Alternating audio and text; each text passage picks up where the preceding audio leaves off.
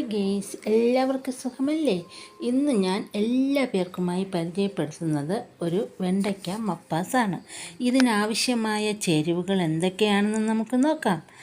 ആദ്യം വേണ്ടത് 10 മുതൽ 15 വരെ വെണ്ടയ്ക്ക 1 ഇഞ്ച് നീളത്തിൽ അരിഞ്ഞത്, 2 മീഡിയം സവാള നീളത്തിൽ അരിഞ്ഞത്, ഒരു വലിയ തക്കാളി ചെറുതായി നീളത്തിൽ അരിഞ്ഞത്, ഒരു കഷ്ണം ഇഞ്ചി ചെറുതായി അരിഞ്ഞത്, ഒരു തുടം വെളുത്തുള്ളി നീളത്തിൽ അരിഞ്ഞത്. ഇനി ഇത് തയ്യാറാക്കാൻ വേണ്ടി കടായി അടുപ്പിൽ വെച്ച് വെളിച്ചെണ്ണ തിളയ്ക്കുമ്പോൾ വെണ്ടയ്ക്ക അതിലേക്കിട്ട് നന്നായി വെന്ത് വരുമ്പോൾ തണുക്കാനായി മാറ്റിവെക്കാം. ഈ കടായിയിലെ എണ്ണയിൽ തന്നെ അരിഞ്ഞുവെച്ച സവാള ഇടുക. ചെറുതായി മൂത്ത് വരുമ്പോൾ ഇതിലേക്ക് ഇഞ്ചി അരിഞ്ഞതും വെളുത്തുള്ളിയും തക്കാളിയും ചേർക്കുക.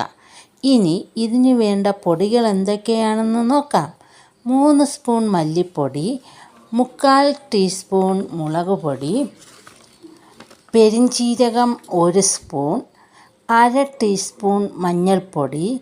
പകുതി വഴന്നു വന്ന കൂട്ടിലേക്ക് പൊടികൾ എല്ലാം ചേർത്ത് പച്ചമണം മാറുന്നതുവരെ വഴറ്റുക. പച്ചമണം മാറിയ ഈ കൂട്ടിലേക്ക് നമ്മുടെ പ്രധാനപ്പെട്ട ഇൻഗ്രീഡിയൻ്റായ നാളികേരപ്പാലിൻ്റെ 2ാം പാല് ചേർക്കുക. ഇത് ചെറുതായിട്ടൊന്ന് തിള വരുമ്പോൾ ഇതിലേക്ക് നേരത്തെ തയ്യാറാക്കി വെച്ച വെണ്ടയ്ക്ക ചേർക്കുക. ശേഷം 10 മിനിറ്റ് അടച്ചു വയ്ക്കുക. 10 മിനിറ്റിന് ശേഷം തുറന്ന് നാളികേരത്തിൻ്റെ 1ാം പാൽ ചേർത്ത് തിള വരുന്നതിന് മുൻപ് തീ നിർത്തുക. നമ്മുടെ സ്വാദൂറുന്ന വെണ്ടയ്ക്ക മപ്പാസ് തയ്യാറായി കഴിഞ്ഞു.